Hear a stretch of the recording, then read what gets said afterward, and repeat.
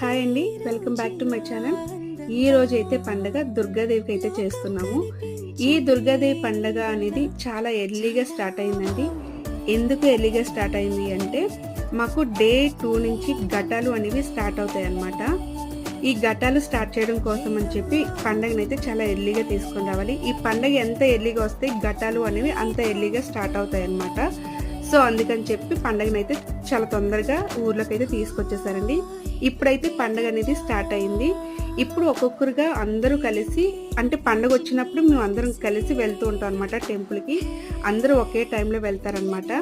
ఈ పండగ మేక బలి ఇచ్చినంత వరకు కూడా మేము అందరం అక్కడే ఉండాలండి. ఎవరు కూడా ఇంటికి వెళ్ళకూడదు. ఇప్పుడైతే ప్రసాదాలు అయితే ఇస్తున్నారండి.